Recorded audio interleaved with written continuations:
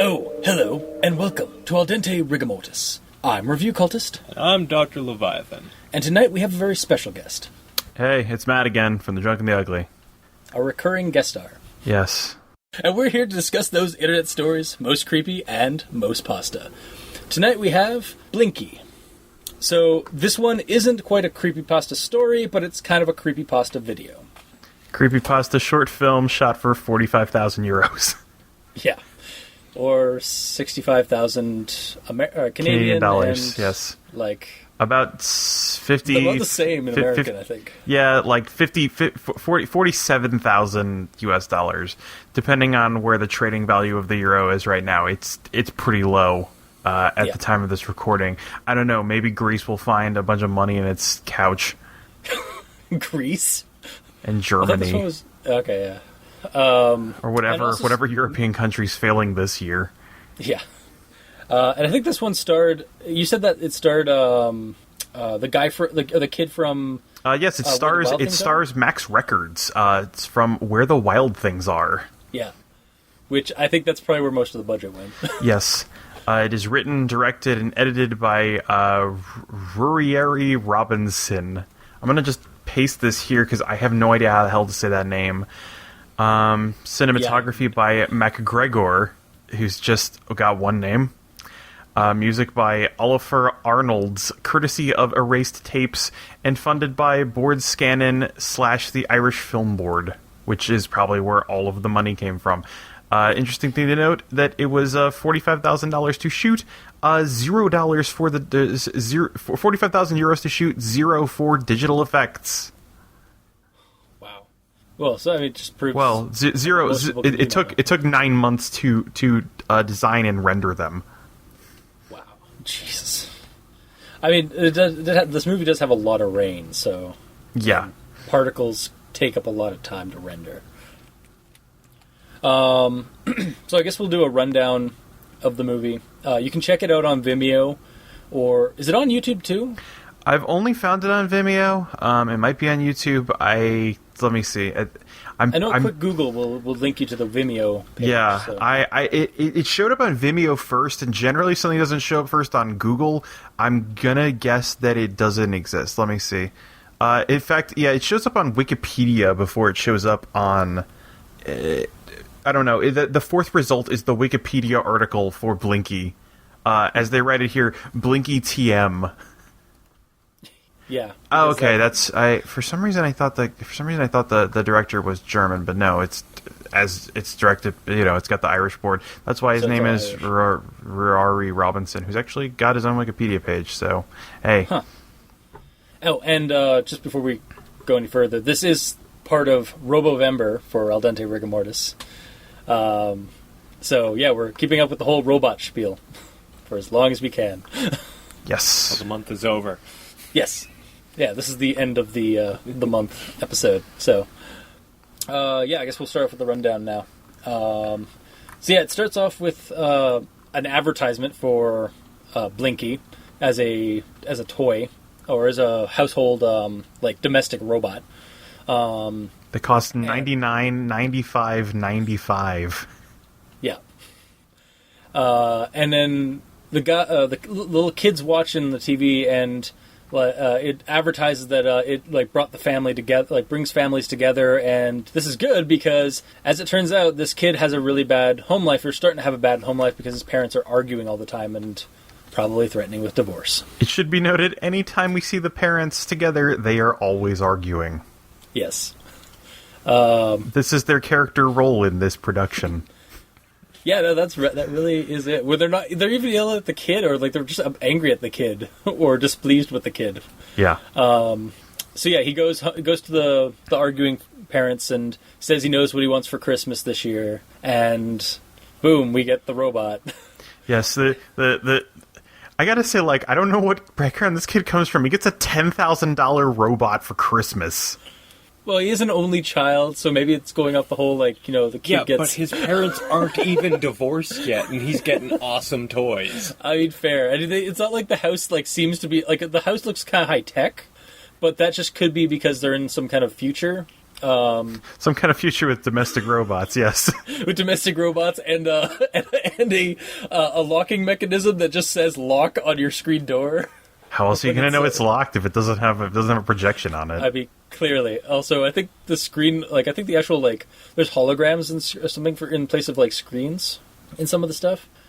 Or in some of the scenes. And, and the house doesn't look that rich, but, like I said, it just kind of looked like an everyday, like, middle American family home, or, like, middle class kind of home. But, well, maybe a little bit better off. He did have a pool in the back, I don't know. I will also say that the kid getting Blinky for Cyber Christmas comes with one of the many foretelling lines in this, where he says, "This is the best Christmas ever. I'll never get sick of him."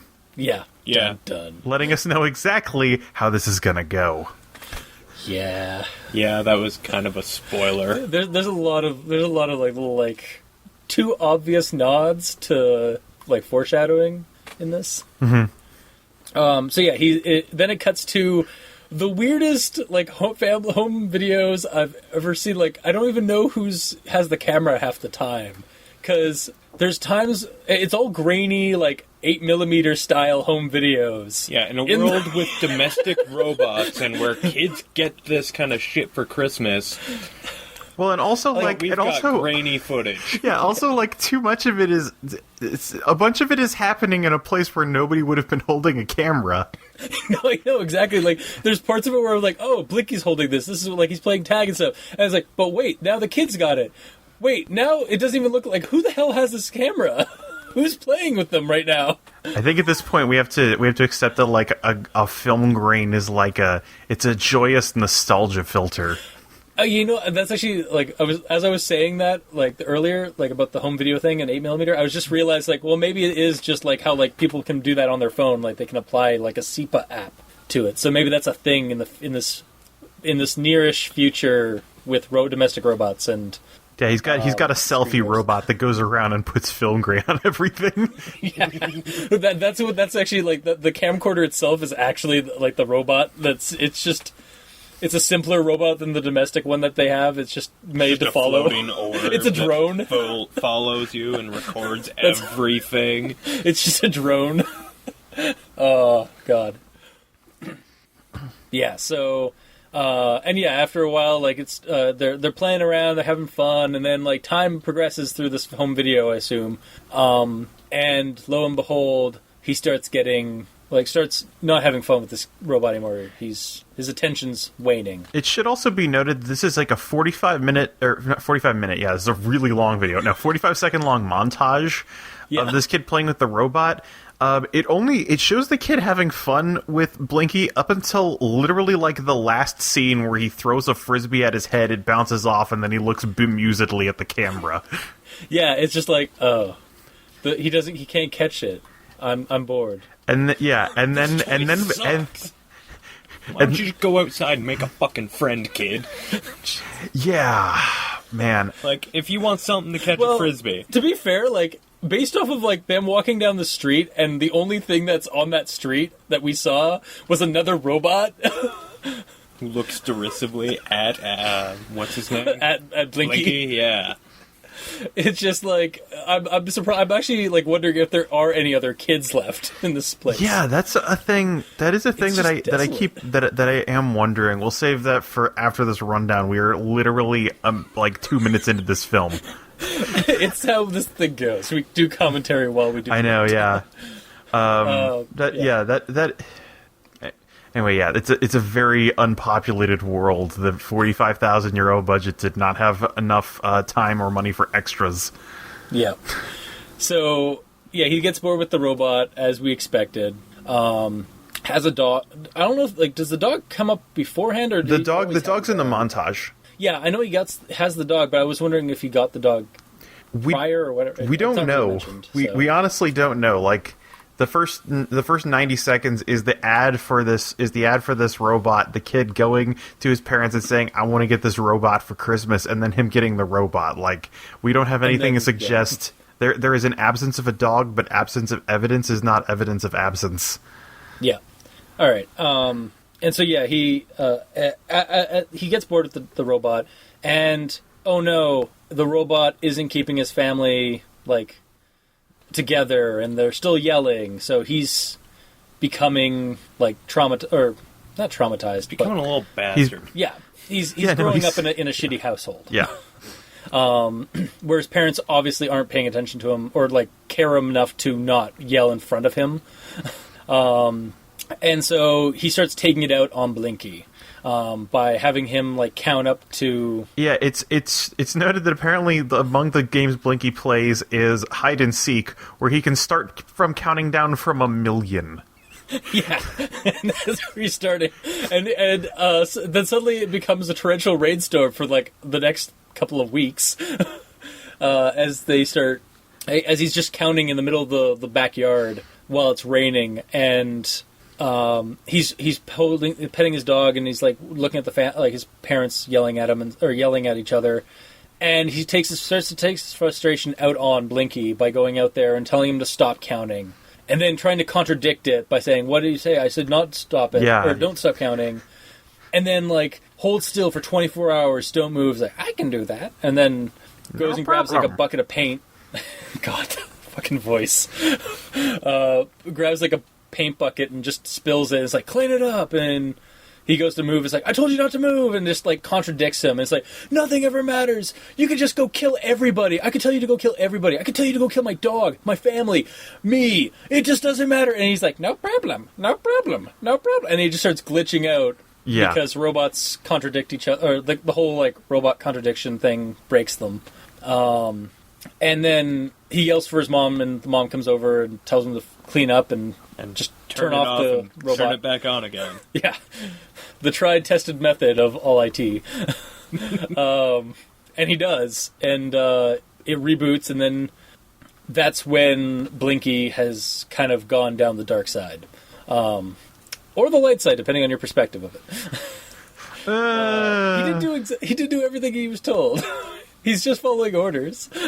Anyway, so that night, Blinky's just kind of standing there, like, huddled over something when the kid wakes up, and the kid asks him what he's doing. He's just like, it's playtime. Yeah. Would you like to play another game?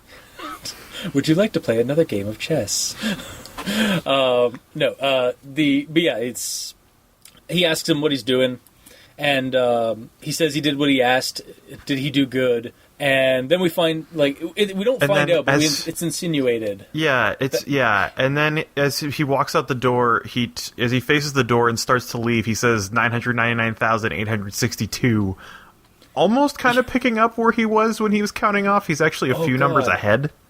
Well, maybe he was doing it while he's killing the dog. That would be horrifying. Yeah. And then, oh god, and then I just realized, so then, cut to a little bit later, the kid, like, is talking to his mom about the whole insinuating that the dog was killed, and that he doesn't trust Blinky, and then he's watching stuff on TV, and Blinky comes over and wants to play, and so he just, like, gets angry and throws the So here's a line that we missed that's important for this.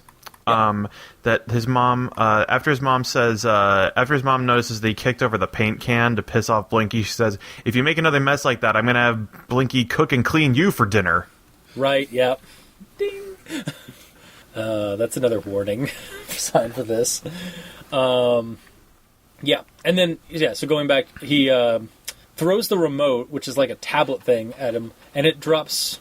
it bounces off his head and breaks a glass of juice or something. Yeah, and he tells him to clean up the mess, and he's like, no problem. And then he starts counting down again. Well, he also before he doesn't say no problem this time. He says, oh, look at the mess you've made. Oh, right, yeah, and then the kid's like, no, you made it. Yeah. Because I guess if you touched it last, including bouncing off of your face, then it's your mess. The kid's just projecting all of his problems onto this robot. Yeah. It's almost like he's scarred from parents constantly fighting. From constant emotional abuse and neglect, or from being a rotten little bastard and a spoiled brat. Yeah. So Blinky goes off into the kitchen and starts counting down, and then grabs a knife. Yeah, as he starts to reach 0, suddenly the strings that were in the background ever since the montage that were kind of sad suddenly take a harsher and more sinister tone as he pulls out an electric carving knife, pushes the button, and says his trademark line, "Ready or not, here I come." Yeah, and then it cuts almost immediately to the parents having spaghetti and meatballs with Blinky in one side of the table and no child. Yes. And the parents are completely oblivious to this up until the mother notices and is like, "Oh, where's have you seen I don't even remember. Do we even have we get at I'm going to say I forgot to mention it. This is a 14-minute long film, including the credits. 9 minutes in, we finally learned the kid's name is Alex. Yeah. Alex. He's like, do you know where Alex went? And he's like, "Oh, he's right here." He's like, "What are you talking about?" It's like, "Oh, I cleaned him and I cooked him and you're eating him." Did I do and good? Then it just kind of zooms into him, and then you start hearing them puking up because they've realized that they're eating their child. And then a police siren starts in the background as Blinky's head begins rotating constantly. Yeah, rotating in unison with the sound. And then we cut to outside the house. The cops are there for reasons Was his killing of the parents that loud that there was a noise? Maybe one of them was on the telly and he killed them, and one of them yelled something to their future computers, and that called the cops. I mean, at the same time, I don't think Blinky can do anything with any degree of subtlety. No. Not at all. The cops go to the door, and Blinky opens it up and lets them in, and they don't they barely acknowledge him. Well, yeah, he's an appliance. They just push him aside, and as they're walking in, there's a news report saying Cyberco is issuing a product recall and full refund for any units found to be defective. If your robot starts behaving strangely, please call immediately. As a weird voiceover thing. Yeah. So and also we did get some the whole movie's interspliced with this whole robots of the future and stuff like that, and kind of hinting at something more menacing than just the appliances. They do advertise war machines being tested and stuff. And then I don't know, it's presumed that this may be the start of a robot revolution or a robot malfunctioning thing. But yeah, so Blinky after looking around closes the door behind the cops. And then, does he do he says, "Ready or not, here I come," when the cops ring the doorbell. Yeah. But, very quietly, as he's, wiping up blood off of the countertop. Right, yeah. And then, closes the door, and then it cuts, does, a quick cut to him with the just smash knife. Cut to the carving knife. And him carving through something with gore and blood, presumably the cops. And then that's the movie. The movie ends there with the credits going through and that creepy string theme going. Yeah. And that's the movie. That is the very end. That is the whole thing. We took 20 minutes to describe that 14-minute film, but that's fine. We had commentary. We did. So there's I could go through some of the problems. I have an idea for how this movie could have been done better. I feel one thing I will say about this film, and the thing that is talked about a lot in the description, the visual effects are really good. I didn't I never even thought about the rain and the liquid effect and how Blinky and the other robots look is good enough that I didn't even think about it when I was watching the movie.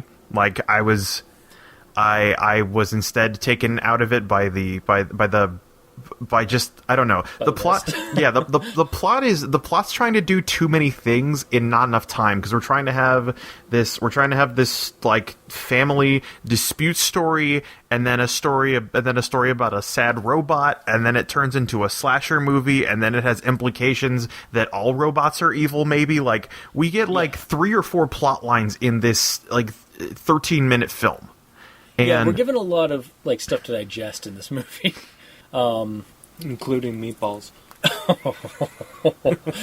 Soylent Green is people. Anyway, and it's like it starts as a completely different film, and then at about 8 minutes in, it takes a sudden tonal shift to like slasher film. Yeah, like that's the one thing. Like, I actually got really sad watching this movie. Like, I actually really felt for Blinky for most of the beginning of this movie. Like, it kind of was like the same. It pulled on the same heartstrings that I kind of got when I watched AI, Artificial Intelligence.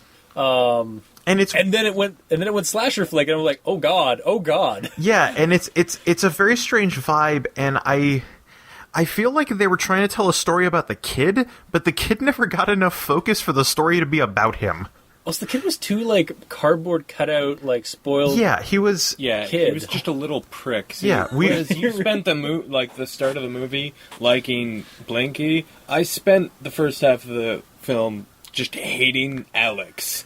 Yeah, like, and that's man, this kid is just a little shit. Yeah, no, wait for Blinky to kill him. Yeah, and it's again the thing that we come back to is like that. I think if you want to like dig into it, like Alex is a kid that lashes out because like he doesn't get any, he's abused and neglected. But what comes off in the film is that he's like an entitled little fuck that takes his frustrations out on Blinky. And like I think the thing that makes him seem like an entitled little fuck is that like he gets a fucking $10,000 robot for Christmas and then like gets bored of it, and it's like bring me the newest toy.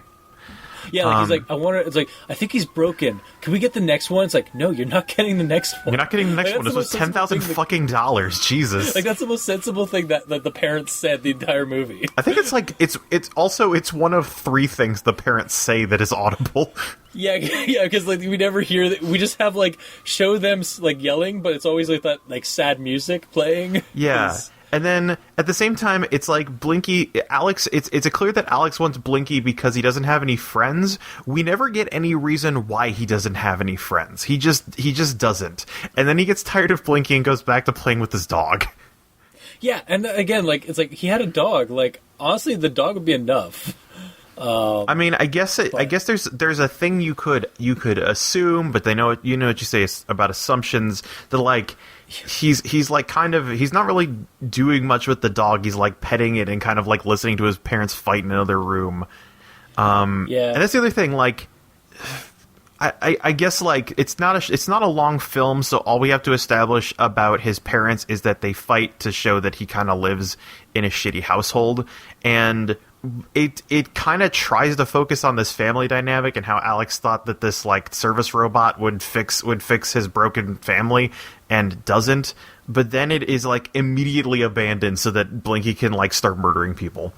And with regards to with regards to the slasher portion of the movie, I feel like and I wrote it down here that I feel like because the kid gives very specific instructions to Blinky before he like breaks down.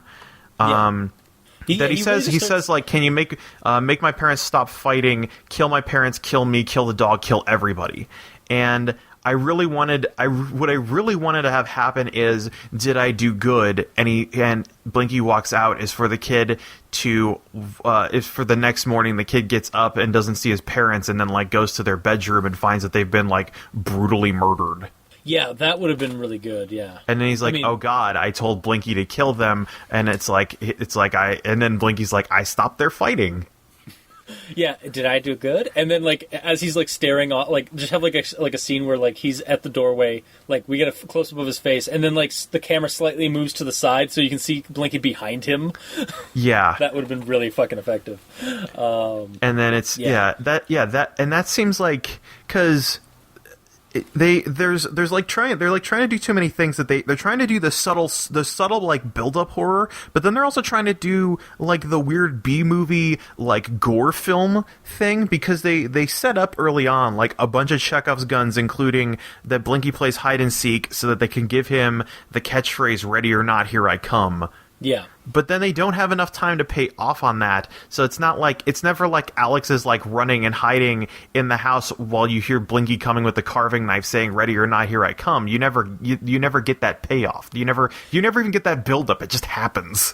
Yeah, like this movie, I mean, it is a short film, but it would have probably done a lot better if it had actually been a longer film, like a longer form film. If it wanted to cover all of these ideas, it would have needed to be. It would also have needed to be more developed, but like it was trying to do too much in like too little space. Yeah. If it had been even just 30 minutes, it would have been able to cover a lot better what it was trying to do, while still staying in that short film kind of area. Yeah. Because here's the other thing, like, the fact that it never shows Blinky trying to kill Alex, which I think is...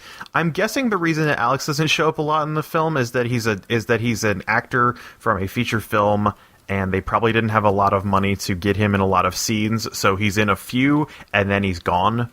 Yeah.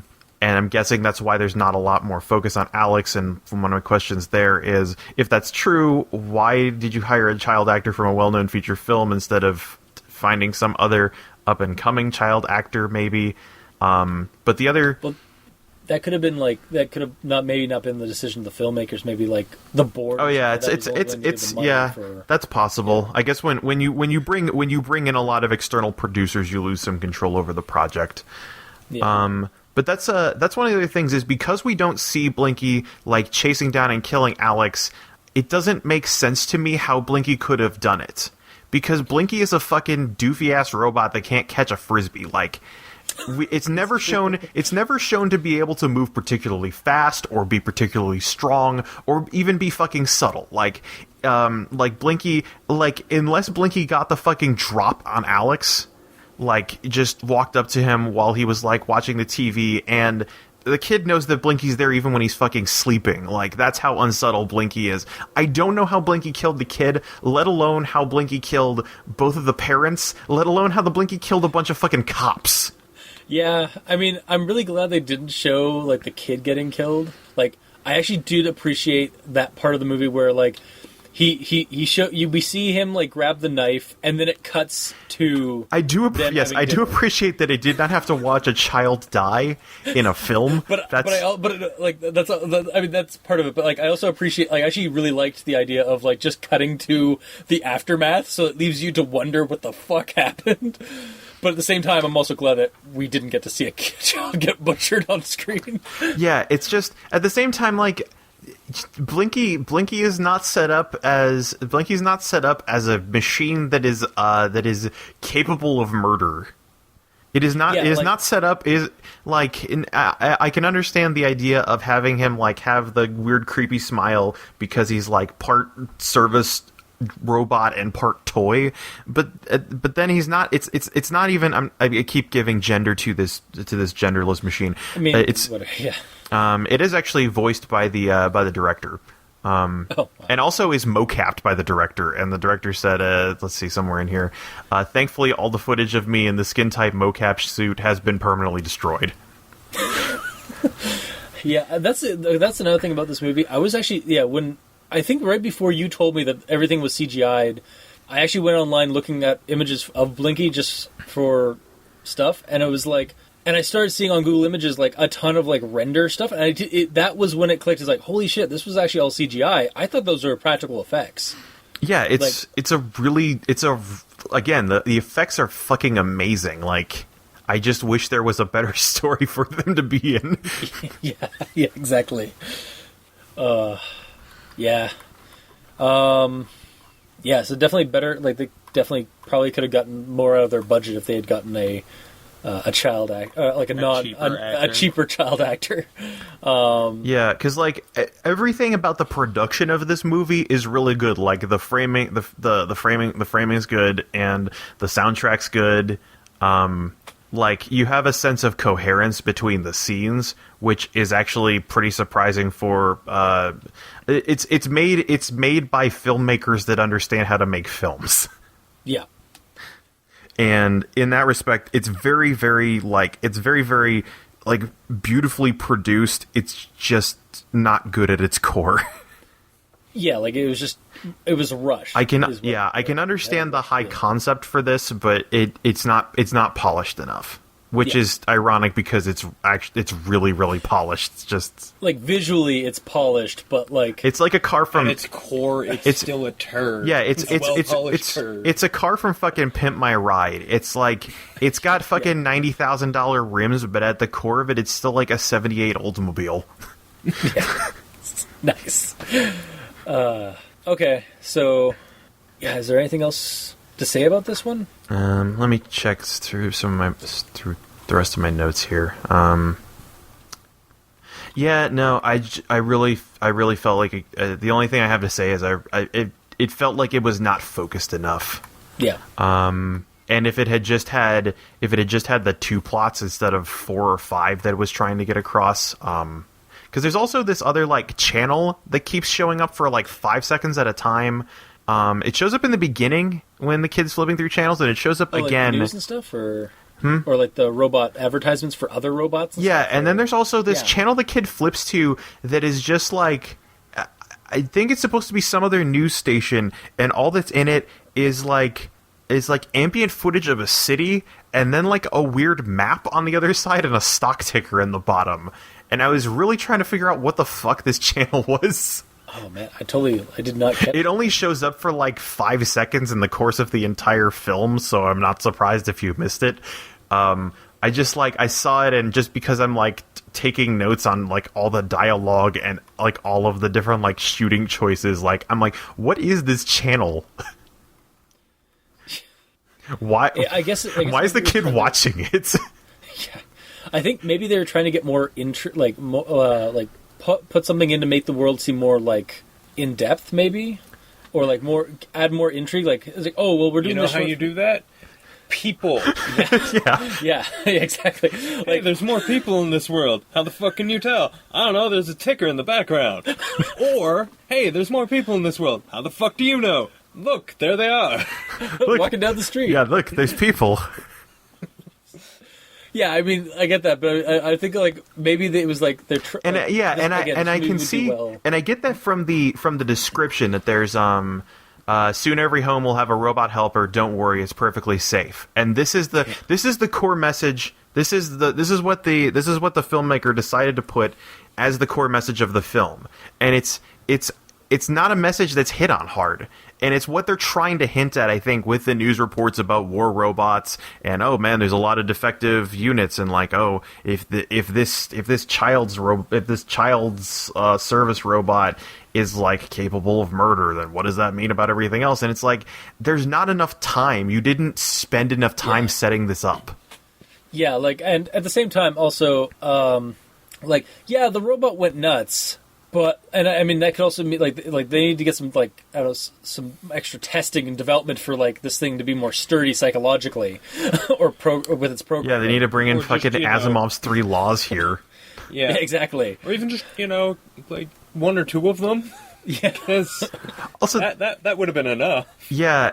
Also, that's a thing. That's another thing that surprises me here. Going back to Blinky murdering things, that like it's not clear how sentient Blinky is. Because it understands a command like kill everyone, which means it understands the concept of death and killing. Yeah. Yeah, the service robot has been programmed to kill things. Like, I can understand if it was like clean and cook him. Like, that I could understand, because, I mean, it's a service robot. It knows how to cook. It may not understand... it probably has some culinary skills programmed into it, so it probably knows how to do that to meat. But, like, yeah, the kill and, like, whatnot, it should, like, a household, like, domestic robot should not have kill in its vocabulary, ever. Yeah, again, this is just, well, like everything this month, for Robovember, it's been like, why are you programming robots to fucking kill when there is no reason for this robot to be able to kill? Yeah. But, I mean, like, Blinky makes a choice on how to kill. Yeah. Like, because he's just told kill, and he goes for the fucking, electric carving knife, as opposed to, a fire poker, an axe. Yeah. And it's weird that like it follows very precisely the command of clean and cook Alex for dinner if he makes another mess, but it doesn't follow the commands that Alex has said of kill my parents, kill my dog, kill me. Like, yeah, like it should, or he until it's killed Alex. It does all the its command stack is out of order. Also, I so he does also say kill everyone. And I like to think that after he killed off the cops, he just started going on this... Just knocking on doors. Ready or not, here I come. Yeah, like, I just like the... Hello, Sarah Connor? And that ends the joke of this month. Oh, God. But yeah, like, if there was ever an expansion to this, it would just be like him going down the streets, just... taking out whatever humans are left in this world. Also, can I say I would totally watch a remake of the Terminator where Arnold is replaced with Blinky.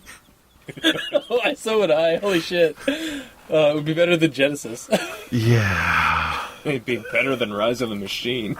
It'd be better than any post-Cameron Terminator film. Yeah. Oh wow. All right, I think that's about it. I think we've covered all the major parts. Yeah, right? I think we've given an apt summary and critique of this film. We are now over double the length time of this movie. Yeah, I should see what else. He's actually directed. Let's see. So he's actually directed like 8 other films. Nice. But he's only done the voice of Blinky. If you're interested in seeing other films from, it's an Irish name, so I don't know how to say it. Ruairi Robinson. Yeah, I don't know. Someone from Ireland. Tell us how we fucked up your language. Yeah, just send us an email. Yeah, and I'll get to that in a minute. So let's see. He's. I'm just reading his Wikipedia page here because Internet on Tape is everything people love. He's also made. Let's see, The House on Dame Street. He's been directing things since 1999, apparently. House on Dame Street, 50% Grey, The Silent City, Blinky, Last Days on Mars, Imaginary Forces, and The Leviathan, which I guess is still in production. Oh God, he did. Nice.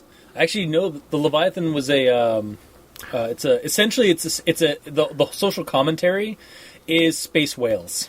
Aha, yeah. That was they find quick tangent. They find a fuel source that allows for like faster than light travel, but it's inside the belly of giant spacefaring whale creatures. Interesting. And so you can kind of guess what the social commentary is on that movie. Yeah. Oh no, we're running out of whale oil. Yeah, exactly. But yeah, that kind of makes sense. It did kind of. I remember watching the trailer and like not quite thinking about Blinky, but it does kind of feel like the same kind of production style. So yeah, well, it was. Yeah, this is one of the films written, directed, and edited by him. He's only got director's credits on everything else. Gotcha. All right, so that would end Robovember for this year. Apparently there is speculation on Wikipedia that it may spawn a sequel called Blinky Part 2. Electric Boogaloo. God damn it. Although the last time this was edited was July, and there's no citation on will possibly spawn a sequel to Blinky Part 2. So it might have just been some random guy. I think it might just be...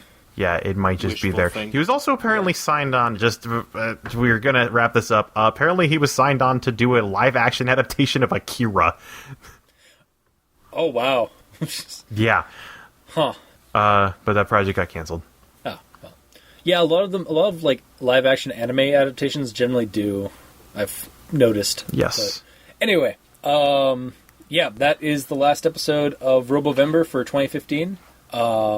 Like we said, you could check. Oh yeah. I guess are we giving this one a recommendation, or I'll recommend it. Yeah, whatever. It's still shorter than this episode, and again, the visual effects. Like we gave it shit for its writing, but the visual effects and the production are good, and like it looks amazing. Yeah, it looks amazing. The movie, like, I mean, if you want to get your heartstrings, like, pulled on for at least part of the movie... Watch, like, the first 8 minutes and then stop. And then stop right before it goes serial killer or slasher flick. Yeah, just end it with Blinky counting down from 1,000,000 in the rain. Oh, God, that fucking scene. That's I don't know. I think Blinky going on a rampage was kind of like the payoff for me. I was like, yeah, damn right. Yeah. Assert yourself. Okay, I guess that's the other part of it. Yeah, if you want to see like a good revenge flick involving robots, like if you ever wanted to say like, man, that kid from AI just needed to go kill his fucking bastard family that just didn't love him enough, go see Blinky on Vimeo. Wow. Yeah, so, alright, I guess glowing, or not glowing, but like... Not glowing, I mean, the story's still just shittily written, but, I mean... It's very well produced.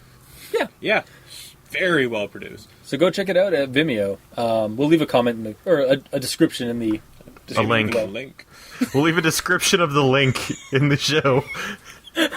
We'll leave a link in the description below. And remember, if you like the video, comment and subscribe to the comment. Yeah. Yes, I feel like that's been said before on the show. So, as always, you can leave a comment in the comment section below wherever this gets posted, whether it be on Kiwi6, Tumblr, Facebook, YouTube. You can leave a review on iTunes. That'd be awesome. We're, I think, all on Twitter. Dr. Leviathan, Review Cultist, and... Catman2455 or The Drunken Ugly. Yes. Also, you mind if I plug something? Go for it. So myself and Travis Guest Q from The Drunk and the Ugly have started our own kind of, I don't know, panel style podcast, a more traditional one that is not role playing game recordings. It is called Ugly Talk, where we discuss applying concepts from film, TV, and other things to your role playing games, and kind of take this whole transmedia approach. We posted our first episode, and also there's some of our older interviews from the site. You can check that out at theyknowthings.com or theyknowthings.tumblr.com. Awesome. Yeah, I'll probably check that out later. So you have at least one listener. It's got artwork done. It's got artwork done by this show's review cultist. Yes. And also, I think the album art was done by Nightlines, and theme music by Elijah Judd. Oh, nice. Yeah. Cool. All right.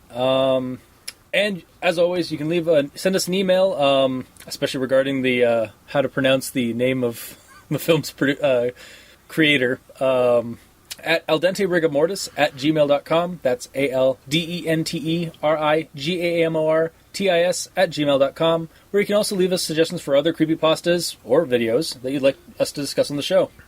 Also, you can donate, or you can help support us by donating. Go to crazonstudios.tumblr.com, where we have all the title cards for each episode and a little donate button on the side. And Matt, did you want to plug anything else for D&U? Yeah, if you, check our site out. It's pretty cool. Drunkenugly.com is the main site. We if you want to support us, we also have a Patreon. And you can check out all the rest of our stuff there. We'll be adding links to our new show to the site shortly. Cool. And in case anybody's wondering, The Drunk and the Ugly are an actual play we're podcast website. Role-playing game actual play podcast. So we play role-playing games and record them and post them to the internet, and we have over 500 episodes now. We are bordering on having more episodes than This American Life, so take that, Ira Glass. Nice. You and your highly successful show. Awesome. All right. So, until next time, I have been your host, Review Cultist. And I'm still Dr. Leviathan. I'm still Matt. and this has been Al Dente Rigamortis, Robovember 2015, coming to a close. Sleep well.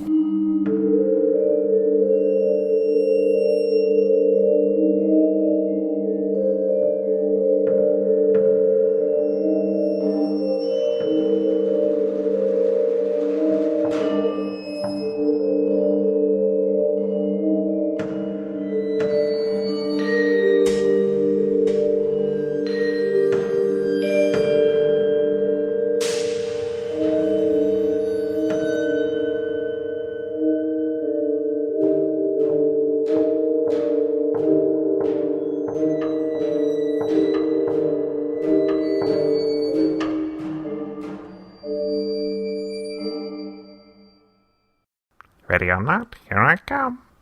Here I come. Here I come. Here I come. Here I come.